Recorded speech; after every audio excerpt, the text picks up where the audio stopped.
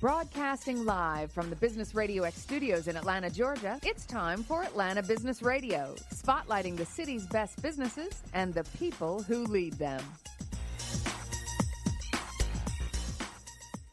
Lee Cantor here with Stone Payton, another episode of ATDC Radio. And Stone, this will be a fun one. Hey, this is going to be a fantastic segment. Please join me in welcoming to the broadcast. First up in this episode, founder and CEO with Thrust Interactive, Mr. Jesse Lindsley. Good morning, sir. Good morning to you guys.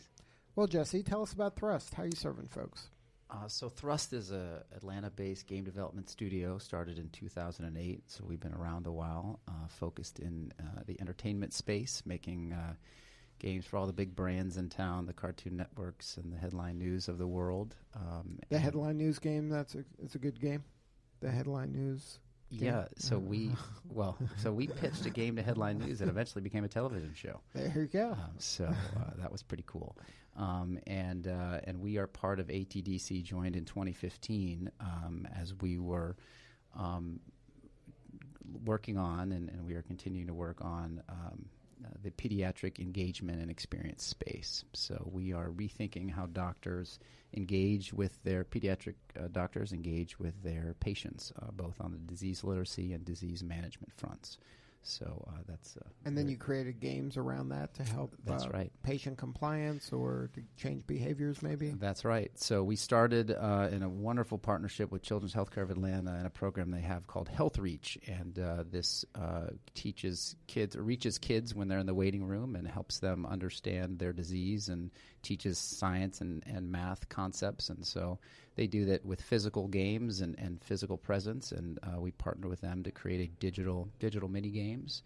And that was a lot of fun. We did that was funded by the National Institute of Health as a Phase 1 initiative, and we had a wonderful research partner at Georgia Tech that does all the efficacy testing.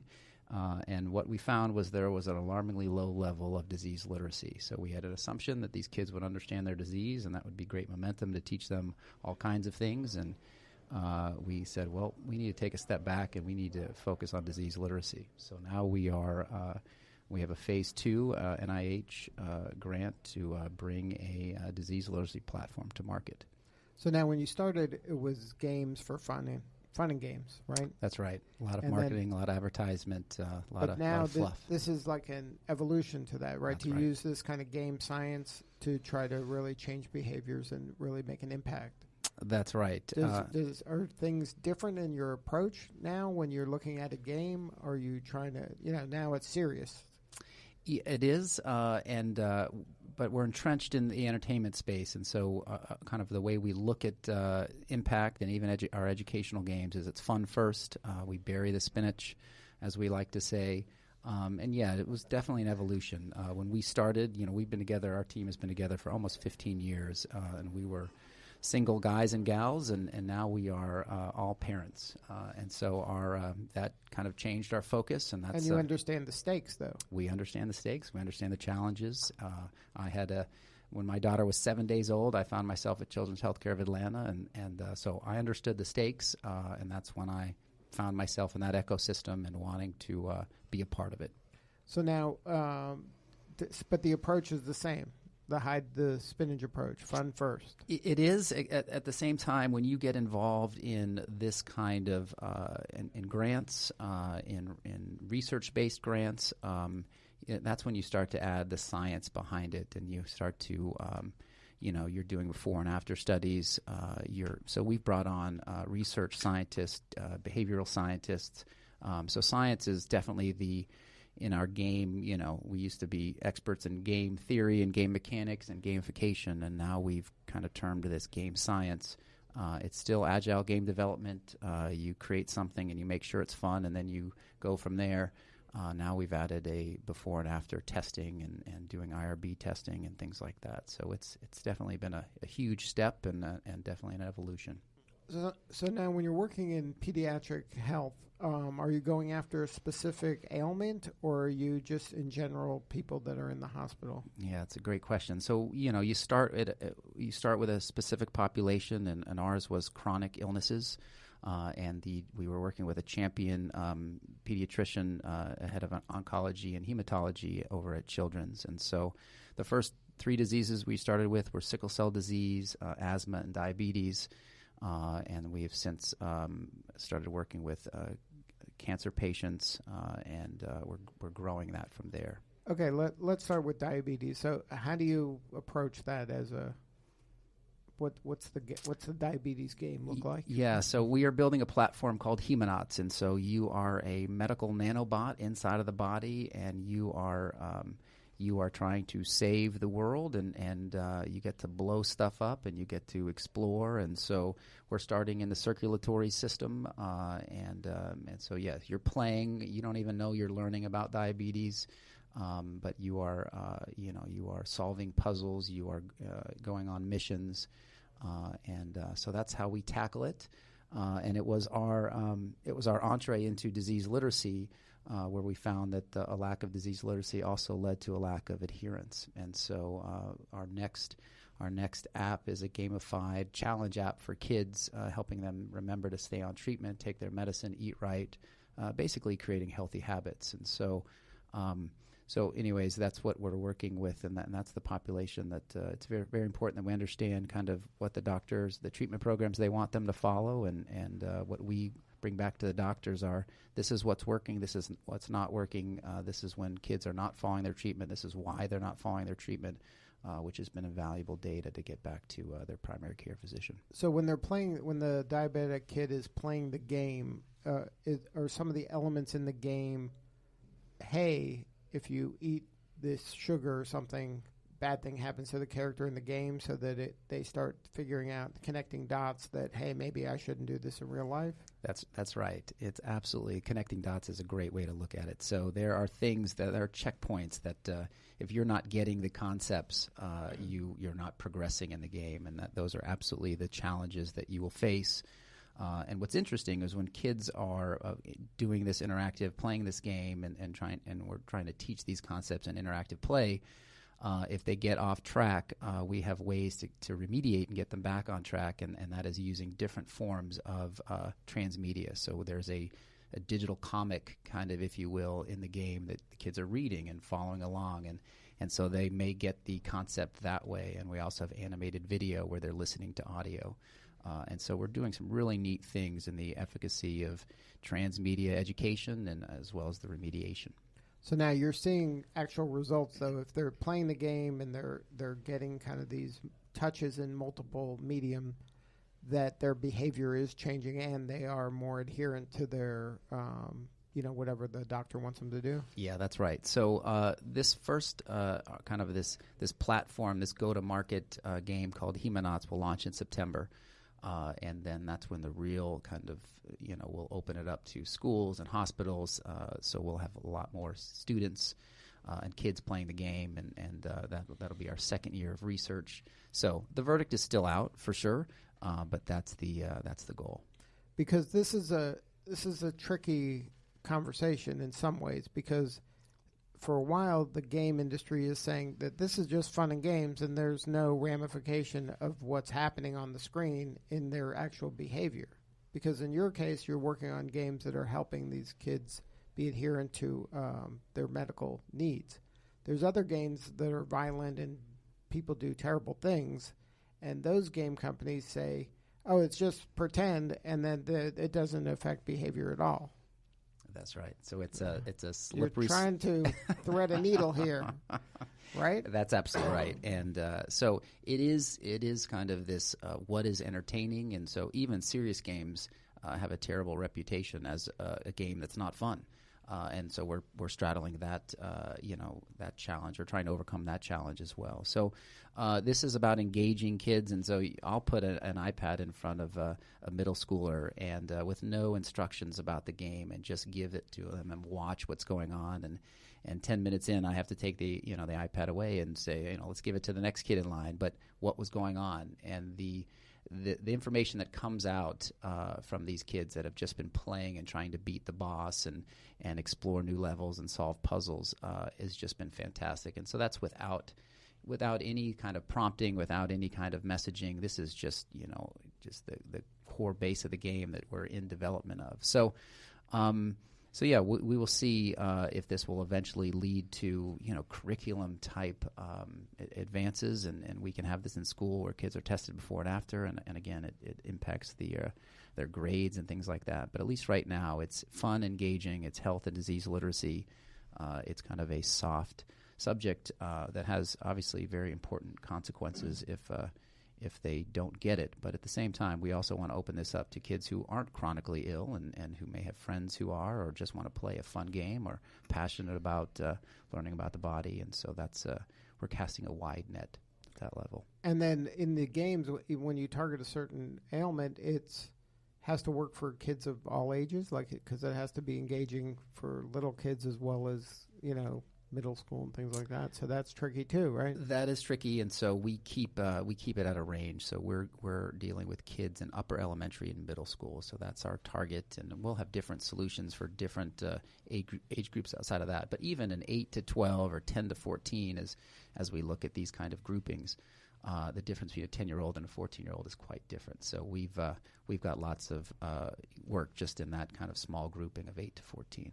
Now, what's the driver? Like, does the medical community come to you first and say, hey, let's work in this? Or are you coming to them first and saying, I have this game idea, and then that matches this type of, what's the chicken and the egg? Yeah, absolutely. It happens both ways. And so we very much have an innovation through collaboration philosophy. And so we don't do any of these without great partners. And so this may be, we see something that we're passionate about, and we go out and find the partners that put us in, rightfully put us in that place. This instance, the disease literacy game, Georgia Tech and Emory were collaborating on Health Reach, and they came to us and said, we want to reach the masses. We need to do this via digital, and we heard you guys are the company we should be working with. So we were very happy that they sought us out.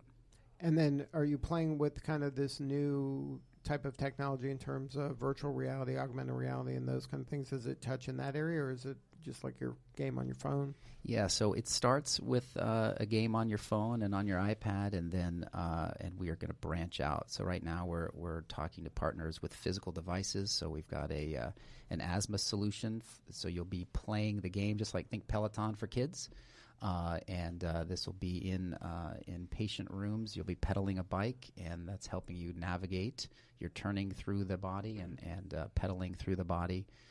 So there's different partners, and we're looking to expand not only from games but into digital comics as well as animated videos, and using different hardware partners. Now, is Thrust now only in this area, or are you still doing fun games just for the general pop? Yeah, still doing fun games. We launched a really cool fantasy sports for music game last year called the Fan Label, and so people can go out and play that. And then just last week, we launched a beta, funny enough, in the fantasy sports arena, but it's fantasy sports for horse shows, so called Fan Stable. And that we were at an Arabian horse show last weekend I'd call it a minimum viable product, and we're out there. It's in the market, and so still in the entertainment space, still doing some really neat things in education. Pediatric health tech, digital health has been something we've been playing in for the last 5 years, so it's new to us. We're still very much on the outside looking in, but have some wonderful traction, and we're part of ATDC's health tech vertical here, which has been amazing. So we've got a couple pilot programs, a couple hospital systems here in Georgia that we're working with. So, was there a time or an event that happened where you knew, hey, I think we got something here that we're on the right track, that this can really work and make an impact? Yeah, so we are big proponents of customer discovery. Our team got to go through Flashpoint here on Tech's campus about 5 years ago now, and so we felt like during our phase 1 research that we found an opportunity to teach disease literacy, but we continued with our customer discovery interviews. And we had an aha moment. We were working with the kid cancer patient population, working with parents, working with doctors, working with nurses, and working with the entire support ecosystem. And what we found was one of the big problems is adherence, and one of the big causes of a lack of adherence is a lack of literacy. But parents are, and even doctors and nurses are trying to transition the disease management from the parent to the child right about the age of 10. And as a game developer, a game developer for kids, we're very much kind of tapped into when do kids pick up their first cell phone, and so that age has been getting younger and younger, and it's 10.3 now, and that's right at the age that doctors try to transition disease management to the kid. And so it was an aha moment for us that everybody was asking for kind of a solution that kids could take ownership of, and so that's why we started focusing on that 10 and up age demographic, and that's so. Anyways, that's part of our secret sauce, empowering kids who, for many years, the first 10 years of their life, they look to their parents and their support network for that support, and then they start looking elsewhere at their friends and their peer networks and things like that. And so we're tapping into that. It's something we do in games, and now we're using that for this kind of disease management. Now, is there any advice you can give somebody to take some of this kind of techniques to create habits and change behavior that kind of go beyond a game? Like, is there anything business people can do if they want to make their product service more habit forming or gamified that isn't game related? Do you have any learnings around that? Oh, for sure. So we subscribe to a kind of philosophy. It's a behavioral scientist. His name is Nir Eyal. It's called Hooked. And so we find ourselves creating these kinds of, what are the things that make people tick and can bring them back. And we look at different reward structures, intrinsic and extrinsic. We look at what's sustainable. And we're very much tapped into momentum and creating motivation. So these are all things that, if you think about it, there's different types of people. There's different things that make people tick. And so many times we see our partners or people trying to do things in the gamification space or making something more engaging. They're just focused on one kind of type, one player archetype, one type of user. And so we encourage folks to kind of look at personas and player archetypes and things and create something that people can gravitate towards that are not all that are not all motivated by the same triggers. So, how many personas do you think that a business person, should kind of pay attention to when they're developing something, so they don't fall into that trap of just focusing on one? Yeah, so it's a good... Because it could go the other way. I'm going to focus on 100, then I'm, in the same... I got a different problem, but a similar problem. Right. So we focus on 4. If you think of a quadrant, we divide it into 4 quadrants, and obviously somebody can fall somewhere, in that quadrant. But we focus on 4 large player archetypes, and so an example would be a killer is a type of archetype, and it's somebody who wants to win at all costs. They want to be the top of your leaderboard. And so usually people get that in the gamification, but there are others that play games for the social experience, or they want to explore, or they want to, in a single-player experience, they just want to, acquire, medals and badges and things like that. And so, so we encourage folks to look at 4 different types of Are you players. Drawing an XY axis? That's right. And then, so what are the axes? So it's not. There's somebody that had put something together. I think it's called the Bartles graph or whatever. So I can't think of the. But there's an X and a Y axis, and it's I guess a low and a high on each one, and that forms the 4 quadrants. That's right. Somebody can be, just a killer, and they're going to be at the top left, if you will, and the socializer is at the bottom right. But you'll usually fall somewhere in between. Mm-hmm. It's very similar to the Myers-Briggs or some of those types of 4 quadrants. So when you create gamification for each of those 4 quadrants, then you're going to hit more people, and more people will be engaged in whatever that activity is that you're trying to. That's right. But at the same time, there's some organizations. We did a game for a car salesman, and they're all killers. So I don't need to make it 4. Right. Just they one. just need one. You know who your audience is. So it's very important to know who your audience is. And that's where it gets back to that customer discovery, right? That's right. You spend a lot of time there. You spend less time later on, right? That's exactly right. So if somebody wanted to learn more, if you're a children's hospital out there, a health system that wants to kind of play in this playground, what's the best way to get a hold of you? Thrustinteractive.com and then our game Hemanauts, so Hemanauts.com are the two places to go and learn more about what we're doing. Well, Jesse, great to see you, and congratulations on all your success. Thanks for having me. I find this whole topic just so fascinating. It seems like the applications are endless. Education, healthcare, commerce. What a wonderful way to make a living. You must really enjoy what you do. I couldn't have said it better, and I've been doing it for 15 years, and I really am. It's funny. I constantly interview our team, and we'll have new folks come in, and I had somebody, a new head of sales come in last week, and he was interviewing our team members, and he said so many of them say how lucky they feel that they're here, and that as a founder and CEO of a company, that makes you feel really proud. And so that's the way I feel, and I'm glad that the people that work at Thrust feel the same way. Well, keep up the good work and keep us posted. We want to continue to follow your story, man. It's inspiring, it's intriguing, and it's a lot of fun to hear about the progress that folks like Jesse are making in Italy. Yeah. Well, thanks. I am so sorry that you have to follow that act. But it is what it is. Next up on this episode of ATDC Radio, please join me in welcoming to the broadcast founder with UZO LLC, Mr. Andy Okala. How are you, man? I'm doing great. It's good to be in Atlanta. Well, we're delighted to have you on the show.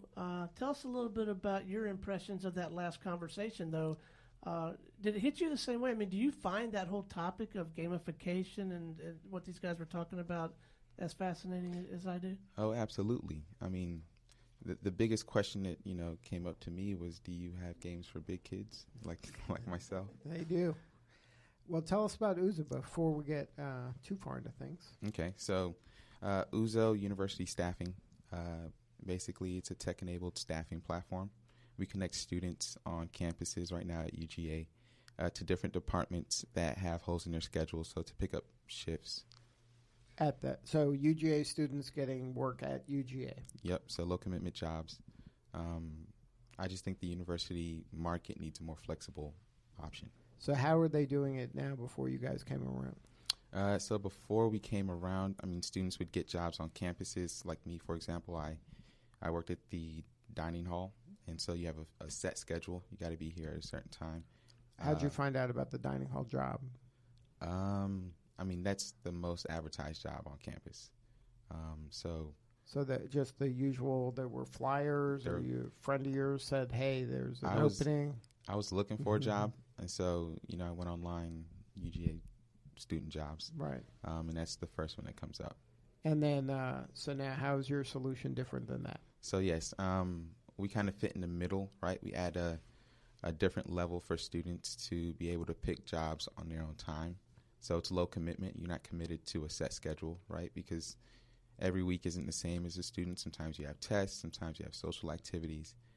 So it just allows the student to have a little bit more flexibility with. So you don't have it. You're saying in your system there's no job per se. You're just available to work at a variety of jobs. Yes, you can work several different jobs. You're just picking up open shifts. And then the university's okay of having you come into an area that you hadn't done before, or you're not trained because you're available for that time? So right now most of the jobs are a bit low skilled. So there's not a lot of training. We do have training documents available to students to become familiar with the facility. But yeah, the university and the departments that use us are comfortable with having students come in. So then it would work. I would go in this week. I got a bunch of tests, but I have holes in my schedule in these 3 areas. I can go see if there's any slots available for me, and then I can just book myself. Exactly. So it's literally just like that, especially this week with final projects and final tests coming up. Students' schedules and their availability is always changing, so their work schedule needs to be able to change with it. This is great marketing. After you get done with this, you get this thing out there and you're really rocking it, you need a low-commitment dating app. That's a great marketing phrase, low commitment, very attractive. So now, so you came up with this because you were having trouble finding work for yourself? So not necessarily. It's not hard to find work per se. it's just hard to stick with a job. And so that's the department manager's problem. Student attrition is very high. And what happens is, for example, I worked at the dining services at UGA for, I think, 4 or 5 months before I quit. And that was just because there were several people who would quit. I don't know, that was just common. And so a lot more work would be placed on people who were left. So staff morale would decrease. And so it was just an endless churning cycle. So now with this, people are more flexible, so they can jump job to job based on their availability. And then that way, from the department or whoever needs the worker, there's always somebody there to fill the slot. Exactly. Have you found that to be so, that does kind of, even though there might be a lot of turnover, there's enough people kind of churning through the system that the work is still getting done and they still have coverage? So with enough students on the platform, then yes. So I guess that's our biggest goal right now, is to get more students. So how are you going about doing that? By coming on here. And this is it? So we're going to open the floodgates now. This is one of the ways. I mean, we're using a lot of physical channels, tabling on campus at different events, going to talk to the big influencers, the fraternities and sororities, Greek life. And yeah, just. And so the benefits for the student is that they can it's like Uber. You only need the ride when you need the ride, right? I'm glad you said it and I didn't have to. So yeah, that's the model we're following. Same way Uber's connecting riders to drivers, we're connecting. It's students. on demand. Exactly. It's hours on demand. You want to work, there's a slot. Just go check the app, and then you can say, okay, I can just walk across the street to this department. I can put in 2 hours here. Exactly. Is it that? So it's that simple. Your app is that? It is. I mean, and we tried to keep it as simple as possible. Mm-hmm. Students get text notifications whenever a new job is posted or new shifts are posted. Then they go in sometimes a week out, sometimes a couple days before, and they can hit interested, and if they meet the qualifications, because there are a few qualifications sometimes, then they get chosen for the job. And then what about the pay rate? Because not every department has slightly different pay rates. I mean, most things are minimum wage, I would imagine, but there is a plus or minus in there. There is. So we negotiate the pay rate ahead of time. We do aim to have everything at least $10 an hour to at least make it attractive to students. So that puts us on the higher end of. But does it change based on how urgent the need is? So, like, if I wait till the last minute, is that rate going up a little more to make it more attractive, just like Uber does? You know, where the rate raises, and if they want me to be in a certain place at a certain time. That would be the idea. I mean, that's how we started off wanting it to be. But we've noticed that these HR directors, managers, the people who are creating these schedules, they created it at least a week ahead of time, so they know where their holes are. So it doesn't become as urgent, but I do see that coming as well. Well, especially as we break into more food and beverage departments where you can't really predict demand. Right, but if there's a big event and the dean of this college is there, and I'm 4 people short, and it's 30 minutes before, and I need to have people here. Yes, then the pay rate will go up. I know a guy that's really good at gamification. There might be a place for that. All right. So what's the revenue model? How do you make money on this? Right. So we have So interestingly enough, public universities their purchasing decisions are governed by the state. So there's like a statewide mandatory contract. So that makes it easy to deal with, right? Oh. So it did take us a while to put ourselves in position, but what really helped, and Jesse kind of talked about it, was knowing your customer. With that customer discovery, we had a customer who wanted to bring this to market with us, right, and have us use them as guinea pigs. And so we stuck through it. And so the pricing model, we have a not to exceed markup rate. So it's a markup on the pay rate, and from that markup we pay for insurance, general liability, employment taxes, all that. And then you're paying the student? Yes, we are. Okay, so then the student's going through you. Yes. And then you're working the deal with whatever department is using you. Yep. And then so right now it's in operation? It is. So that's pretty exciting, right? It is. What was it like that first time somebody hit that app and signed up for something? Were there high fives in the office? It was stressful, actually. We wanted to make sure that nothing broke. We were like, I don't know, the platform hasn't seen this much action in ever. So it was exciting, but stressful. And then how'd you know that you had something that was going to really be able to work and be able to scale? From the customers. So when I say customers, I mean definitely the department managers, again, the ones that wanted to stick with us and make sure we brought this to market. The unit managers saying that they need students, and I just think it's a underserved niche in staffing. Because before, I mean, there are staffing companies out there, but none that really focus on the university market. None that like just hire students. We just hire students and connect them to the departments on campus. Right, and then you have a platform that lets them go in and out, so that they don't. Each department doesn't have to kind of figure this out on their own. You're working for all of them. Exactly. Well, what do you need more of right now? You need more beta testers, more universities and departments to plug this in. We need more of a lot, but we need more students. More students on the campus using the app. Exactly. And then actually doing the work. Yeah, we have what I think is a good problem right now. We have more jobs than students. So, we need more students. We need more money.